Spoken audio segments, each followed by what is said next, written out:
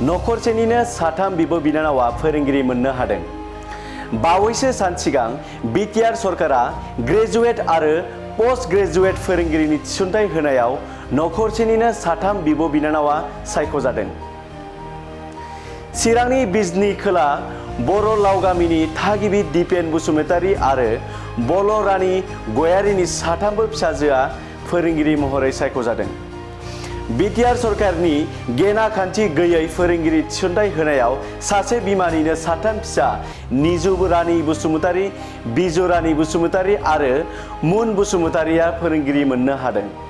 बिब' निजु रानी बसुमतारीया बाक्सा मेधाघाट बालें गोजौ फरायसालि, बिजु रानी बसुमतारीया अरां कलागुरु विष्णु प्रसाद राभा जुनियर कलेज आरो मुन बसुमतारीया बल्लामगुरि गोजौ फरायसालियाव फोरोंगिरि बिबान नाजावबाय।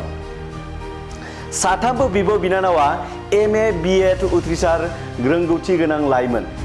नखरसेनिनो साथाम बिब' बिनानावा फोरोंगिरिनि थिसनथाइ मोननानै जर'खायै बिटिआरनि गाहाय प्रमद बर'निसिम साबायखर बावहरदों। बिटिआरनि गाहाय प्रमद बर'नि दैदेननायावनो गोबां बेखार लाइमोनफोरा खामानि मोननो हादों बुंनायनि अनगायैबो गोब्राब नाजानायनि गेजेरजों गेना खान्थि गैयाजासे साख्रि मोनदों होनना बुंथिदों जाफुंसार जानाय लाइमोना। आजिरा मोननाय गाहाय फोरोंगिरि एबा निजु रानी बसुमतारी, बिजु रानी बसुमतारी आरो मुन बसुमतारीनि आंगो बिफा दिपेन बसुमतारीया साथाम फिसाजोनि जाफुंसारनायाव गोजोननाय फोरमायनायनि अनगायैबो बिटिआरनि गाहाय प्रमद बर'निसिम साबायखर बावहरदों।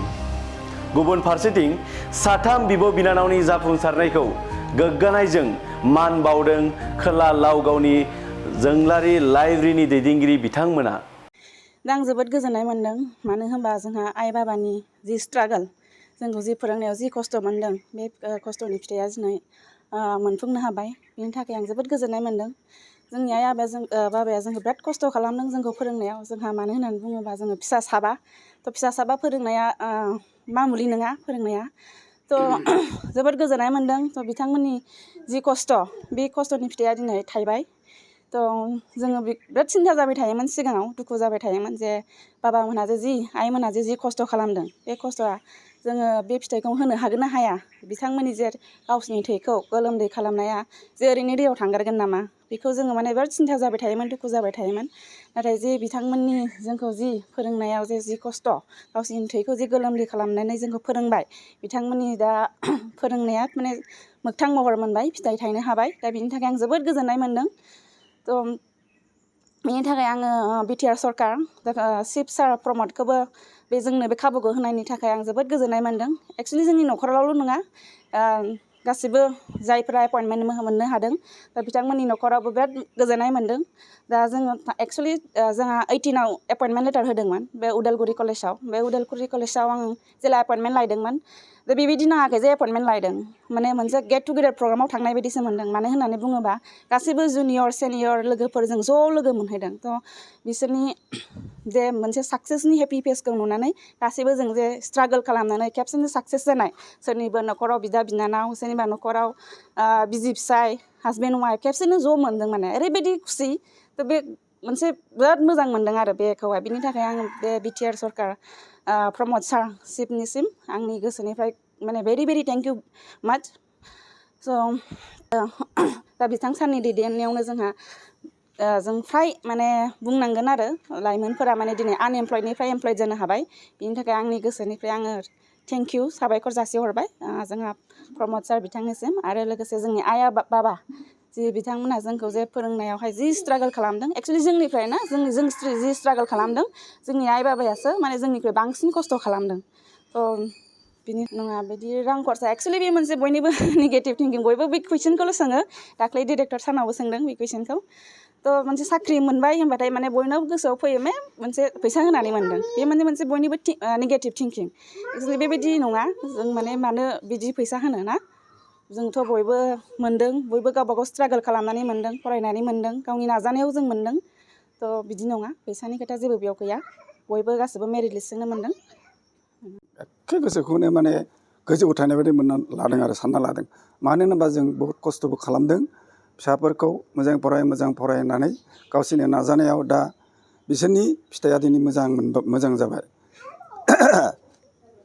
थाखा फैसानि कोनो माबा गैया फरायनायावल' खस्थ' साबा गोजो एसे खस्थ'बाबो जेबो नङा बेखौ आं जेबो सानाखै खारन आंहा साख्रि दंमोन बे साख्रिजोंनो आं खुनुरखम खालामलांदों दा आङो साबायखर बावनो सानो जोंनि जिथुनाखि बिटिसि एबा बिटिआर गभर्नमेन्टनि जाय चिफ सार प्रमद बर' बिथाङा जे जा